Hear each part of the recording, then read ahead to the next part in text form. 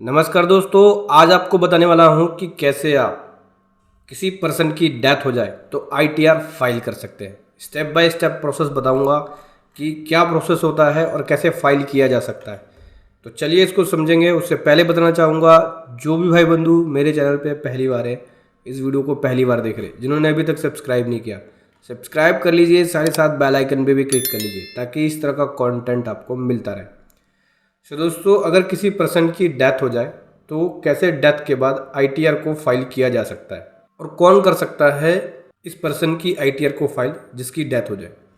तो दोस्तों, इस तरह के केस में कोई भी इंडिविजुअल लीगल हायर या रिप्रेजेंटेटिव के रूप में आईटीआर को फाइल कर सकता है।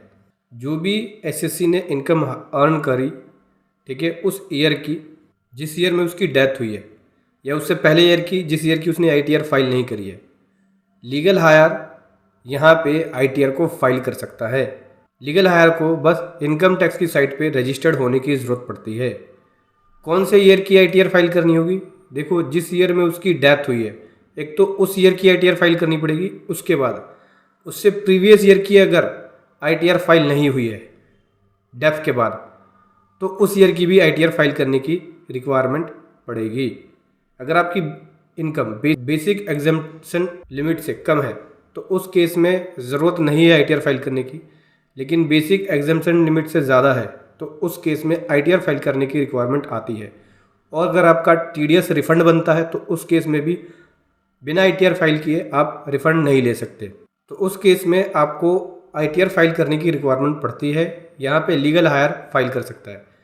तो क्या यहाँ पे आईटीआर फाइल करने के बाद जो रिफंड है वो कौन से अकाउंट में आएगा? इनकम टैक्स का रिफंड या टीडीएस रिफंड उसके अकाउंट में आएगा जो ई फाइलिंग पोर्टल पे लीगल हायर के रूप में रजिस्टर्ड होगा। उसके अकाउंट में वो रिफंड आ जाएगा, ठीक है, लीगल हायर के अकाउंट में, जो भी यहाँ पे लीगल हायर बनेगा। तो कैसे किया जा सकता है लीगल हायर को रजिस्टर्ड? लीगल हायर को रजिस्टर्ड करने के लिए उसको इनकम टैक्स की साइट पे आना पड़ेगा और माय अकाउंट में जाने के बाद रजिस्टर्ड एज रिप्रेजेंटेटिव पे जाएगा, न्यू रिक्वेस्ट पे जाएगा और कैटेगरी ऑफ रजिस्टर्ड में लीगल हायर सेलेक्ट करना पड़ेगा। यहाँ पे लीगल हायर को डिसीज्ड भी बोला गया है, ठीक है। तो यहाँ पे सेलेक्ट करने के बाद आपको प्रोसीड पे क्लिक करना है। जो इन्फॉर्मेशन मांगी है और जो डॉक्यूमेंट मांगा है वो डॉक्यूमेंट और इन्फॉर्मेशन देनी होगी आपको लीगल हायर को रजिस्टर्ड करने के लिए, ठीक है। जैसे आपका रिक्वेस्ट सबमिट हो जाएगा, आपको सक्सेसफुली का वहाँ पे मैसेज दिखेगा। डॉक्यूमेंट की रिक्वायरमेंट क्या क्या पड़ती है अगर आप लीगल हायर के रूप में आप रजिस्टर्ड होना चाहते हैं? डिसीज्ड का पैन कार्ड, मतलब जो जिसकी डेथ हुई है उसकी पैन कार्ड की रिक्वायरमेंट पड़ेगी, और जो लीगल हायर बनेगा उसके पैन कार्ड की रिक्वायरमेंट। यहाँ पे डेथ सर्टिफिकेट की रिक्वायरमेंट भी पड़ेगी। लीगल हायर का प्रूफ चाहिए होगा, उस तरह की प्रूफ को देना पड़ेगा। और अगर कोई नोटिस ऑर्डर रिसीव हुआ है इनकम टैक्स से, ठीक है, अगर आपने रिटर्न फाइल नहीं करी है तो उस केस में उसके नोटिस वगैरह भी लगानी पड़ेगी। लीगल हायर के रूप में कौन से डॉक्यूमेंट को एक्सेप्ट किया जाता है इनकम टैक्स डिपार्टमेंट के द्वारा? तो कोई लीगल हायर सर्टिफिकेट है आपके पास जो कि कोर्ट ने इशू किया है या लोकल रेवेन्यू अथॉरिटी ने इशू किया है। कोई सर्वाइविंग फैमिली मेम्बर सर्टिफिकेट है जो कि लोकल रेवेन्यू अथॉरिटी ने इशू किया है। कोई फैमिली पेंशन सर्टिफिकेट है जो कि सेंट्रल या स्टेट गवर्नमेंट ने इशू किया है। कोई रजिस्टर्ड विल है तो वो भी एक्सेप्टेड है। लेटर जो कि बैंकिंग या फाइनेंशियल इंस्टीट्यूशन ने इशू किया है अपने लेटर हेड पे, ऑफिशियल सील और सिग्नेचर होना चाहिए वहाँ पे। या जॉइंट अकाउंट होल्डर डिसीज्ड का, इसमें से कोई भी डॉक्यूमेंट दे सकते हैं जो कि लीगल हायर के रूप में एक्सेप्टेड है। दोस्तों, लीगल हायर रजिस्ट्रेशन कैसे अप्रूव होता है? तो जब आप लीगल हायर के रूप में रजिस्ट्रेशन लेते हैं तो ई फाइलिंग एडमिन इसे अप्रूव करता है।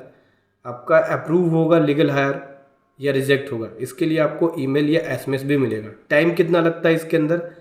With in 1 to 2 working days के अंदर ये अप्रूव हो जाता है। कभी कभी ये ज़्यादा टाइम भी ले लेता है। देखो, अगला क्वेश्चन ये आता है कि इनकम टैक्स का जो पोर्टल है जिसकी डेथ हुई है, क्या उसके पोर्टल पे ही जाके मुझे कोई फॉर्म देखना हुआ, 26 AS देखना हुआ, या टीडीएस क्रेडिट देखना हुआ, या फॉर्म सबमिट करना हुआ, या नोटिस का रिप्लाई देना हुआ? तो क्या जिस पर्सन की डेथ हुई है उसी की पोर्टल पर जाके करना होगा? तो देखो, ऐसा आप जिसकी डेथ हुई है उसके पोर्टल से भी कर सकते हैं अगर आपको उसका ई फाइलिंग पोर्टल का पासवर्ड या यूज़र आईडी पता है तो। और अगर आपको नहीं पता है तो उस केस में जो भी लीगल हायर भरेगा उसके पोर्टल से भी ये सेम वर्किंग की जा सकती है। लीगल हायर अप्रूव होने के बाद उसके पोर्टल से भी ये सेम वर्किंग की जा सकती है इजीली। तो क्या यहाँ पे separate user ID and password allot किया जाएगा लीगल हायर को? नहीं दोस्तों, लीगल हायर को separate user ID and password की ज़रूरत नहीं पड़ेगी। वो अपने same user ID and password से जिसकी डेथ हुई है उसकी आईटीआर वगैरह को फाइल कर सकता है, उसके डॉक्यूमेंट्स को चेक कर सकता है, 26 एज वगैरह देख सकता है, क्योंकि ये इंटरलिंक हो जाता है। तो जिसकी डेथ हो गई है उसकी आईटीआर पे साइन कौन करेगा? उसके आईटीआर पे जो साइन है वो लीगल हायर कर सकता है। मतलब जब आप आईटीआर फाइल करेंगे तो लीगल हायर का पोर्टल, जो लीगल हायर अपने पोर्टल से आईटीआर फाइल करेगा तो वो वेरीफाई कर सकता है अपने खुद के आधार से भी। अगर उसके आधार पे फ़ोन नंबर लिंक है, उसी नंबर से वो ओटीपी के ज़रिए वेरीफाई कर सकता है। या फिर जिसकी डेथ हो गई है उसका डिजिटल सिग्नेचर है तो उसके ज़रिए भी हो सकता है। और जिसकी डेथ हो गई है उसके आधार कार्ड से फ़ोन नंबर लिंक है, वो फ़ोन नंबर है आपके पास, तो उस नंबर से भी आईटीआर को वेरीफाई कर सकते हैं आप। तो आई होप दोस्तों समझ गए होंगे कि कैसे किसी पर्सन की डेथ हो जाए तो आईटीआर फाइल की जा सकती है। और दोस्तों अगर आप पेड सर्विसेज लेना चाहते हैं लीगल हायर के केस में आईटीआर फाइलिंग की तो आप ले सकते हैं। हम यहाँ पे पेड सर्विसेज भी देते हैं, आप हमसे भी आईटीआर फाइल करा सकते हैं। वीडियो के डिस्क्रिप्शन में पेड सर्विसेज का लिंक मिल जाएगा, वहाँ से जाके आप हमारी पेड सर्विसेज ले सकते हैं। वीडियो कैसी लगी ज़रूर बताएं। Thank you so much. जय हिंद, वंदे मातरम।